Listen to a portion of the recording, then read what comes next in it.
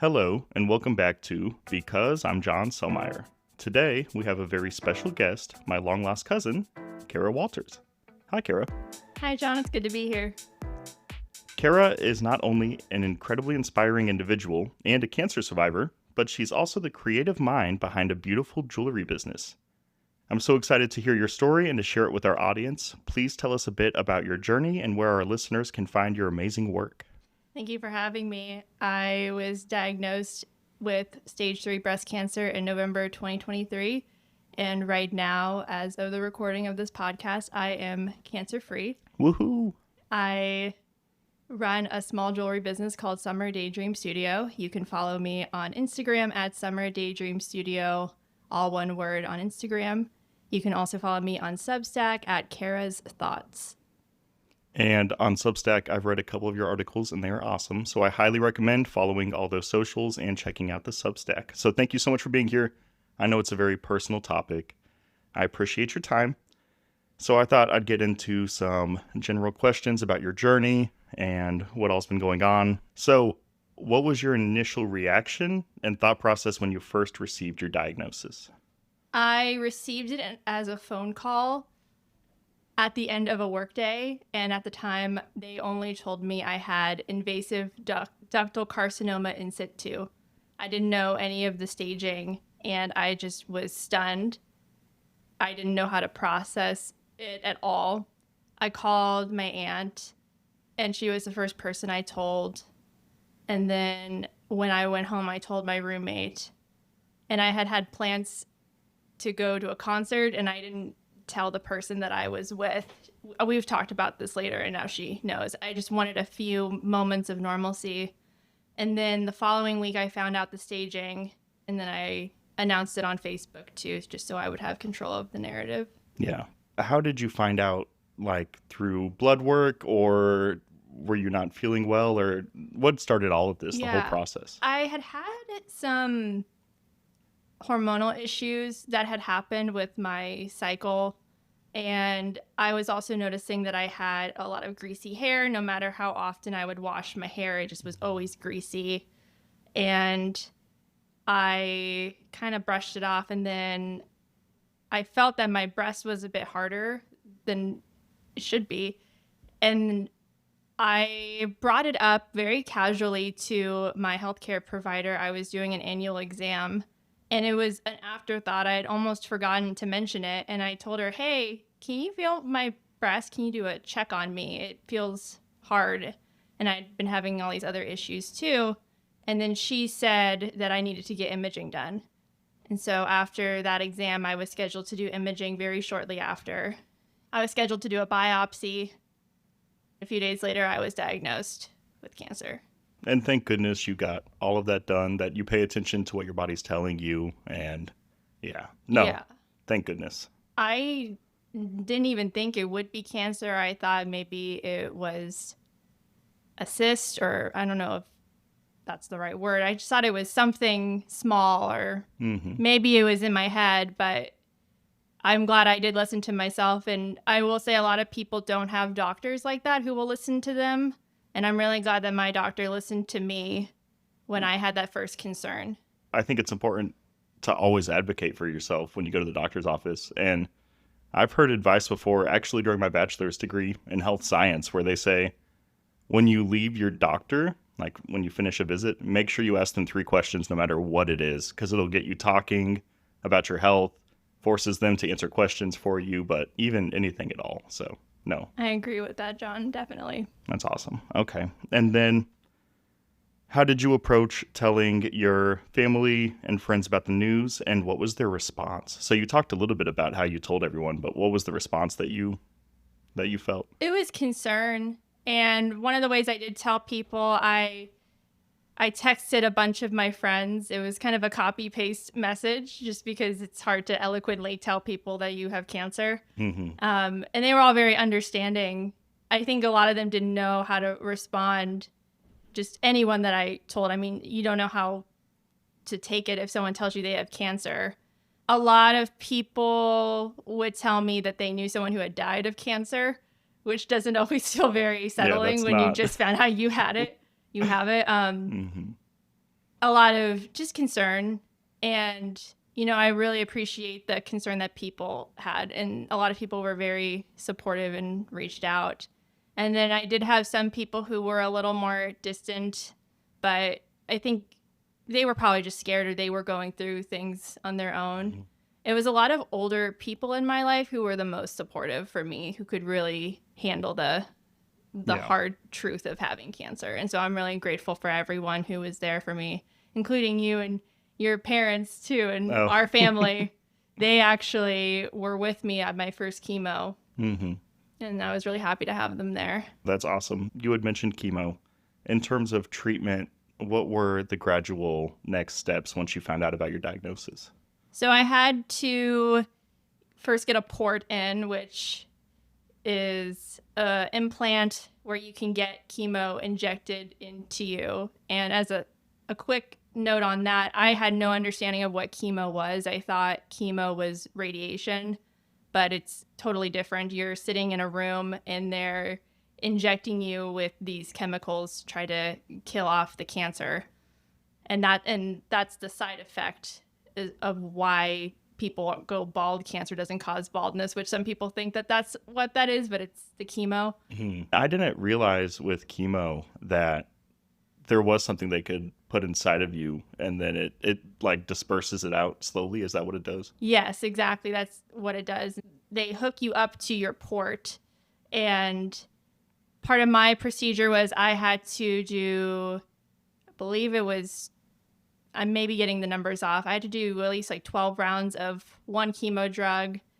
It's called Abraxane. I actually had an allergic reaction to the first one I did, and I had a side effect from the first medication I took, and they had to put me on a different medication. And then after I finished those treatments, so I did my first rounds of chemo from around November to probably around January. I had to do AC. It's a very long name. I don't know how to say all of it. We call it the Red Devil in the cancer community, but I did 4 rounds of that. That was probably the hardest one to do. hmm After that, that's when you ring the bell for the chemo, but you still have things to do. So I had to do a mastectomy and a lymphovenous bypass, and then I had to do radiation after that. So, and to backtrack my surgery, it took about a month of recovery, and then I did a month of radiation, and now I do hormone therapy, which I will be doing for at least the next 10 years. So a lot of different treatments, a lot of different, it sounds like even different kinds of chemos. Is that what you said? Yes. I know that can be exhausting, like you had just mentioned, a lot of recovery. Can you share what are some of the biggest physical and emotional challenges during treatment and during this time in general? I think at the beginning I had a lot of anger as opposed to sadness. I felt very angry that I wasn't living a normal life anymore. And I had kind of felt like people only saw me as someone with cancer and they didn't see me as myself. hmm I think there's just kind of a lot of things people don't realize about cancer patients. And so that was hard to deal with. And then just other side effects too, like you just don't feel 100%. Like I just had more lethargy. You sort of have some brain fog, or what I call brain farts too, where you forget the word to something and then you remember it 5 seconds later.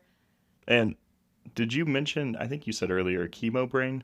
Yeah, So that's a pretty common phrase, isn't it? it is. It's just so much on your body. And I'm sure someone can explain the full scientific reason that causes it. But yeah, you just feel like you're just kind of a different person after it. I don't know how else to explain it. I think it will get better over time. No, and the first time I heard that, I had told you I was an inspector as one of my previous jobs. And I asked somebody a question once, and they said, "Oh, chemo brain." And I was like, "What did they say?" I didn't even know that this was a term. So, no, it's important to know. You had mentioned my parents going to your first chemo session. hmm There's a website that you had used. Do you want to tell people about that website and how it's just such a great tool? That was fascinating for me. Yeah, it's called Lots of Helping Hands.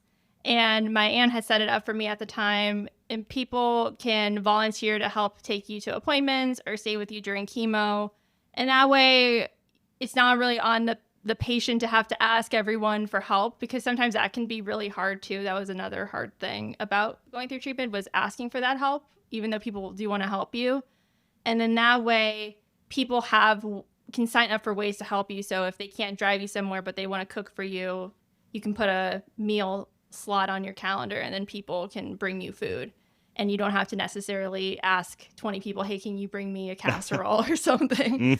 And so that was really helpful. I really recommend that. It took the load off for me too. And I know people want to help. And sometimes, at least for me, it was hard to know how much help I needed or what I did need help with. Treatment can be exhausting, as you had mentioned. Are you even allowed to drive afterwards, or? For one of them, I wasn't. Okay. And that's why that is so useful, because it's, meals, rides, all sorts of things. And it was such an amazing resource. I would look at it and be like, oh my gosh. It was great. And I'm really thankful to my aunt for setting that up for me. How did you maintain a sense of normalcy or hope during difficult days, during treatment, or just in general?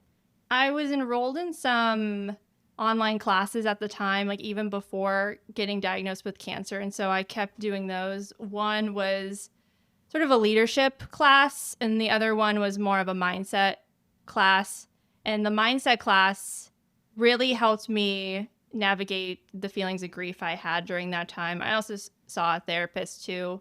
But more than cancer coming up for me, it was more the things that I had been ignoring or didn't really want to deal with that happened prior to cancer that were really coming up, because I couldn't really fight it off as much. Like, I felt more susceptible to past hurts. And so therapy really helped me release those past hurts. Another part of therapy I did is called EMDR. It's eye movement desensitization and reprocessing. And so it helps release any trauma in your body. And so that really helped me feel a lot better. So some other things that really helped, I had a lot of podcasts that I would listen to during that time, like a lot of comedy podcasts. I would watch a lot of comedy shows. And I had a little routine where I would get Mexican food after chemo, and then I would watch either Summer Heights High or We Can Be Heroes, any show by Chris Lilly that I could find. He's an Australian comic, and I think he's really funny. Do you listen to Bad Friends at all? I have to ask. No, I don't know what that is. Okay, I'll send you some links. They crack me up too. I listened to the Jamazing podcast. That really helped me. I was very obsessed with that podcast, at least for the second half of my chemo. That was like all I would listen to, and it really helped me feel better just to laugh. Oh, and then also there's an Instagram called The Cancer Patient, and that also made me laugh so hard, belly laughs, for the first time in a long time, when I was right in the beginning of my treatment and I felt really alone. Just to have that group was just so funny. You said it's on Instagram. Oh, yeah. Do they post reels? What made it funny? So it's cancer memes. So it's sort of like jokes you would only get if you have had cancer. Maybe some caregivers would like it, but I think it's more geared toward cancer patients. And so it's just sort of like a little dark humor. Yeah. For that. Gotcha. I think dark humor also helped me too. I'm not I don't really like to be sad about things. I feel very I like to just be proactive. I'll say too, a big part, and I talked about it, was mindset. I got very into the law of attraction, which is sort of like our thoughts create our realities. And while that's kind of been scrutinized a bit, I do think there is a lot of truth to it. And there have been studies that show that our thoughts really impact our environment. So leaning into that, and then my spirituality really helped during that time. Just, I would have conversations with God. I would talk to deceased relatives. I would do these mindset courses when I was going through chemo. And one of the assignments was make a happy list. And so I would go back to that happy list and just do the things on there that made me happy. Like, I was reading through my journals to prepare for this. And one thing I did, I wrote down Tony Hawk video games that made me happy. Oh, I love those games. So then Yeah. I was watching a gameplay of one of them because I didn't have the equipment to play it, but just to watch that gameplay just made me happy. And Which one? Which one's your favorite? I hope I don't get the name wrong. I think it's the Tony Hawk Underground 2. Thug 2, yeah. I think that's what it is. With the jackass people? I don't know. Okay. I really didn't get far in the game. I only really got to the first level, but I enjoyed just skating around as a kid. Yeah. That's awesome. That's actually my favorite too. Okay. So, yeah. No, that's cool. So, yeah, that was fun. And I got very into cross stitching at that time. Oh, wow. So I would listen to the Jamazing podcast, cross stitch, and then go home, eat Mexican food, and probably watch a Chris Lee show or something else. So it sounds like you had a comforting ritual. I did. And in my head, I kind of made chemo feel like I'm just having my me time right now. Yeah. And sometimes people would want to be there, and I actually didn't always want people there. Like sometimes I did, obviously, especially like the first one, but then as it kind of became more routine, I kind of just like to have that time to myself. Yeah, that makes sense. We talked about signs, diagnosis, treatment. Is there anything else you want to say about that before I ask you about some of the post questions? Yeah. So for me, I would just recommend if something feels off, just ask. Go see your doctor. It was very statistically low that I should have gotten cancer. I have no family history of it, of breast cancer at least, and I didn't have the BRCA gene. It's the gene that can cause breast cancer. Oh, wow. Okay. Yeah, but I didn't have that. And I was also under the age of 40. They don't usually even do mammograms for women under the age of 40. And I was 28 when I was diagnosed. So I would say, even if it's statistically unlikely, just check anyway, because you never know. Yeah, better to be safe. And did you do any genetic testing? I did for that, and they showed that there was no BRCA gene. Okay. Because my daughter, Eleanor, she's doing a whole bunch of genetic testing related to all the stuff going on with her. I didn't realize one gene also could be the responsible culprit. So that's fascinating, too. Ringing the bell. Do you want to tell everyone what that is and how it felt? So you ring the bell when you finish your chemo treatments. And I think I have a bit of an unpopular opinion on this. I did feel excited, but I still had treatments to go. And even when I rang the bell when I did radiation, I still had, treatments to go. And they say that you're not truly cancer-free for at least 5 years. Like, you're still very high risk at developing it again. So what they call me is I have no evidence of disease. And as much as you want to celebrate, and I did, there's sort of that thought in the back of your head of like, I'm scared to fully celebrate because what if I celebrate and then it comes back? It's not as clean of an ending as I think people want it to be. I did feel good. And I think right now it feels like things are more manageable. But, I still have to live with the side effects of cancer. And it just takes a toll on your body, Yeah. So, yeah, it's never truly over because you still have to live with the side effects of the medications you have to take to make sure it doesn't come back. Some medications I'll have to take for 5, another for 10, and then there's one. Actually, I'm not on that one anymore that I would have had to take for 2. I was taking a chemo pill, but I asked to get off of it. It just was causing too much issues for me to be on all of it. Gotcha. So with all of these experiences from 28 and on, how do you think your perspective on life has changed now in general? It has drastically changed a lot. I think the things that would really stress me out, I don't really care about as much anymore. I feel happier in a weird way. Like, even during some points of my treatment, like when I had my surgery, I was going through a really challenging moment outside of cancer, but it was nice to have time to just relax. And I got to be more in touch with my creativity, which I had kind of put on the back burner just, as you work and have school, you stop being as creative. But oh, for sure. I agree with that. Yeah.